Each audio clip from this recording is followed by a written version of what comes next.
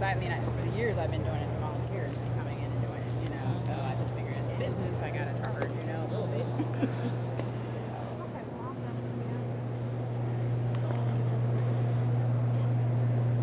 Testing 1, 2. I think it's about time to start, so I'm going to go ahead and get going. Good morning. Good morning. That wasn't very enthusiastic. Is everybody awake? Good morning. Good. Well, my name is Rhett Power. Can you guys hear me? Okay. I can't hear myself, so that's good. My name is Rhett Power. I'm an entrepreneur. I am a best-selling author. I write a couple columns. I write for CNBC, I write for Inc. magazine, and I write for Success. I'm a business coach and a lot of other things, a dad and everything else. But today, I'm here to talk about the success mindset. And normally the success mindset conversation that I have is usually a day or two training. So I've had to break this talk, since I've got about 45 minutes, I've had to break this talk down into something that I actually think is very, very important, and that's how we talk to ourselves. And I've titled this, The Power of Self-Talk. So I want to talk today, that's what I want to talk about today. If that's okay with everybody. Good. All right, so the way you talk to yourself, I believe, is fundamental to your success. What do I mean by that? So often when we talk to ourselves, we're self-deprecating. We talk to ourselves, we ask ourselves, why did we do this? Why did we do that? You're not good enough. You messed that up. So the way that we often talk to ourselves, most people that I coach and I work with, their self-talk is very negative, right? And I think that hinders their success. So I often hear things like, I did a horrible job, or why can't I ever do things the right way? What's wrong with me? And again, many of us repeat words to ourselves like this, and I think it hurts us. So what I talk about with my clients, and I talk about with people that I coach and I mentor, is this. You'll hear things like the negative. Somebody says, I've never done it before. The positive person says, it's an opportunity to learn something new, right? The negative person says, it's too complicated, I can't do that. The positive self-talk is, I'll tackle that from a different angle. The negative is, I don't have the resources, I can't get that done because I don't have the money. The positive person says, necessity is the invention of all, necessity is the mother of all invention. The positive person says, or the negative person says, I'm too lazy to get this done. I don't have enough time in my day to get this done. The positive person says, I can re-examine some of my priorities to make sure that I get this accomplished, right? The negative, there's no way that's going to work. I hear that all the time. There's no way that's going to work. They told me that when I first started my business, okay? The positive person says, I can try to make that work. I'm going to make that work. The negative, no one bothers to communicate with me. The positive person says, I'll see if I can open up channels of communication in some other way. And I'm going to talk to you in a few minutes about making a list like this for yourself of the things that you normally say to yourself. I'm going to get you to make a positive list and start talking to yourself in this way. But we're going to get to that in a few minutes. So let's talk about the positive mind. So I think that there are four kinds of people when it comes to this.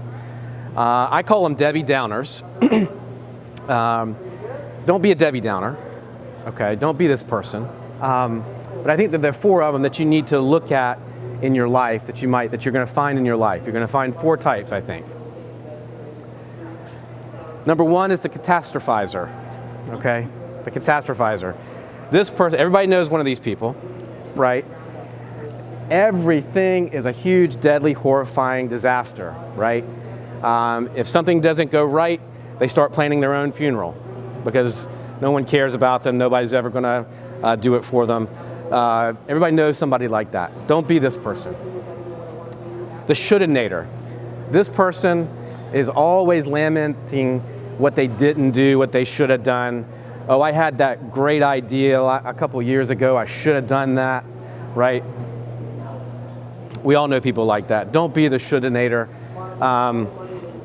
They are so full of resentment and hatred about what they shouldn't have, what they haven't done. The stereotyper. We all know people like this that put people in little boxes, right? Because they don't want to take the opportunity to get to know that person, to understand why they do what they do, and how they are. So we all know the stereotype of people that put people in boxes because it's easy, right? And we know people like that. The Problemizer. This is the fourth type of person. I think I need to turn my volume up here, don't I? You guys want to come up forward, because I think I'm going to be competing with this guy that's got a big voice.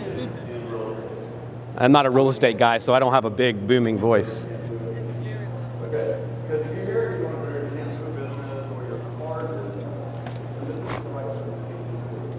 Fantastic. Thank you guys for moving up. So the Problemizer sees the world full of problems. Doesn't see the world full of opportunities. They see the world full of problems. This is the Problemizer. You guys have missed the best part. So, thank you for joining us. So if you ask this person how his day is going, everything is going wrong. Everything's a problem. We all know people like that, right? Okay. Do you guys know have you recognize the four types? You have those people in your lives? Yeah, we all do. And we've got to work on minimizing their influence on our lives and on our self-talk. These people often really do have a lot of influence. And one of my first jobs, I sat next to a stereotyper. And I listened to him all day talk about this person and that person. And eventually it wears on you and you start believing what they're saying about these people, right? It influences you and you let them influence you. And so I just want you to, I want you to recognize these people in your lives. I want you to recognize what they're saying and take it with a grain of salt. And don't let it influence your self-talk. Don't let it influence the way that you look at the world. Because these people, you don't really want to spend much time with them. So I want to talk now about identifying your own self-talk. Now, can you identify when you're talking to yourself negatively? Do you recognize it? What do you do when you recognize it? What's that? Sometimes it's stop taking my breath. Mm-hmm. Do you stop yourself? I myself. Listen to some podcast with positive vibes. Okay. Yeah. Good. I mean, at least you recognize it. A lot of people I talk to, they sort of ignore those voices. They ignore those things that they're saying to themselves. And they wonder why they're not where they want to be. They wonder why they're not the success that they want to be. They wonder why they haven't gotten that promotion that they wanted. They wonder why their business hasn't taken off. And I would say of the hundreds of businesses that I've worked with and entrepreneurs that I've worked with, and even in my own life, I would say that this is very relevant. When I started my first business, I was a pretty successful management consultant, and I had what I thought was the most ideal job in the world. I got to fill passport pages. I got to travel. I got to stay in 5-star hotels. I got a great expense account. I thought I had the life. And when I told people, when I went into my boss and said I have to talk to you, I mean, he thought I was going to ask for a raise or a promotion or something. And when I told him that I was handing in my resignation letter to go start my own business, he looked at me like I was an alien. He looked at me like I had just committed a felony. The same went for my father. When I told my father what I was doing, my father, God bless him, he worked for the same place for 40 years. He wanted me to go to law school and get a profession. And I'm 46 years old and he still wants me to do that. Okay? But if we had listened to the voices around us, we never would have started our own business, right? And I thought, I was a little arrogant when I started my business. I thought this was going to be an easy thing. I told my wife, we're going to be profitable in 6 months, don't worry about it. That life savings and that 401k and everything, all that stuff that we just cashed out, don't worry about it. Right? 3 years later, she's wondering, and that won't happen to you, I promise. But 3.5 years later, she's wondering when I was going to start paying myself and when that money was going to come back to us. Now, when the business was going poorly, like I said, 3.5 years later, we were broke. I was living in my delivery van, delivering product to stores. Couldn't even afford a hotel room. Okay, I was eating cold canned macaroni stuff out of a jar, out of a can. Okay, the only thing that got me through that was that self-talk that we were talking about. I had the same self-talk that I had when I first started the business, when we were having the hard times. I knew that we were going to make it, that we had to persevere. So when I tell you about self-talk and how it can get you through and how it's a mindset and how it can set you up for success, I'm serious about it from a personal perspective because I've lived it. So I want to move on.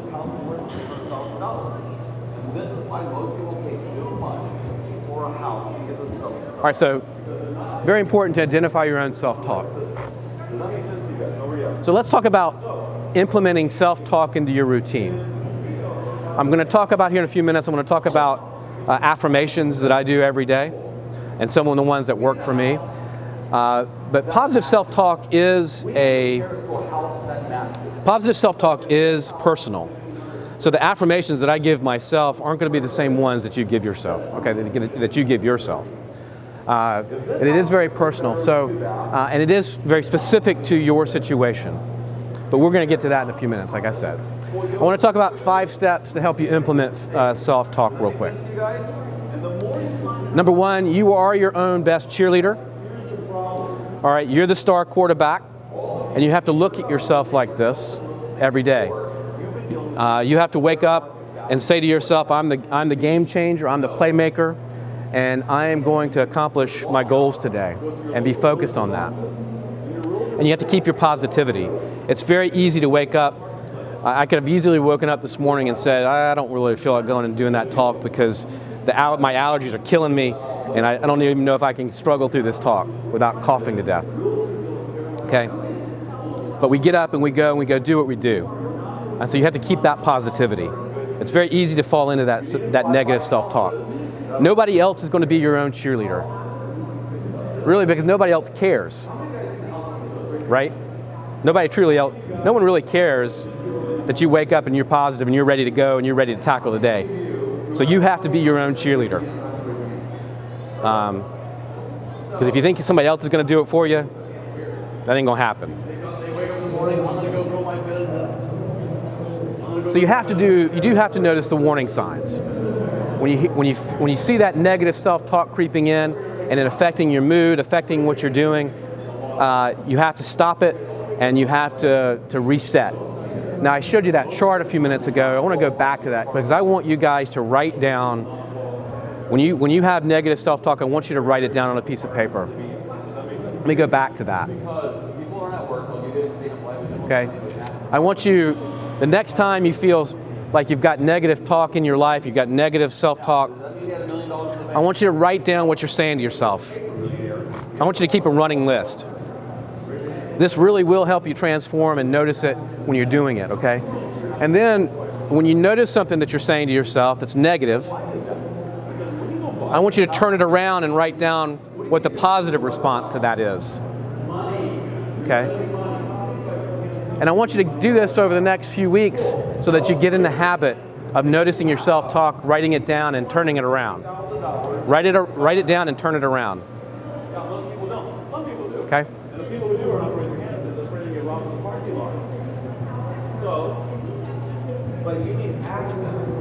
Now, number 3 is sell out. What I mean by this is, if you have the power to influence people and sell people.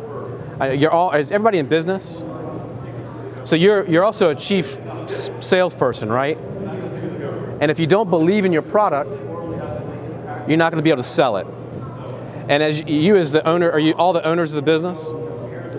So you're probably the best salesperson that you have, right? I didn't really know that about when I had my own business. I didn't realize I was going to be the best salesperson for it, the chief problem solver and everything else. But if you don't believe in yourself, people aren't going to believe in you. And I know that you know this as entrepreneurs, as people who go out and sell your business every day. You have to believe in yourself. And I used to have to get myself pumped up to go into a sales meeting because I'm not a natural salesperson. I don't really like it. I don't really like talking about money, asking for money. I don't really like that part of it. But I had to learn it, and I had to get comfortable with it. And so I had to practice. The first sales call I ever went into was this old guy, and he was brutal. The first thing he did was he started yelling at me. And I had just taken the business over, and he yelled at me about how bad my product was, about how bad my business was, and I hadn't been in business more than a week. And I didn't know how I could be so bad at it already. What I realized after I matured a little bit and I got a little older and I'd been in business for a little while is I looked back on that meeting because I walked out with my tail between my legs and he got a better deal. What I realized was he was just negotiating, right? He was just negotiating. But he beat me up pretty good. But I wasn't confident yet. I wasn't confident about my product. I wasn't confident about myself yet as an entrepreneur. And so it's essential that we work on ourselves, or selling ourselves, selling our confidence. Because often it's the confidence that they're buying, the confidence that you have in yourself and in your product. So if you have to pump yourself up before you go into a sales meeting, I used to listen to the theme from Rocky before I would go into the big meeting, you know. And it got me pumped up. It got me ready for that meeting. Now, who here hates taking compliments? Anybody? So when somebody gives you a compliment, what do? I shy away from it. You shy away from it? Okay. And a lot of times we say, oh, it's not that great. Or a lot of times we say, well, you know, I could do better. But, you know, we're self-deprecating about it. And what that does is it actually makes people not believe in what they just bought or what they just thanked you for. It gives them doubts about what they just gave you a compliment about.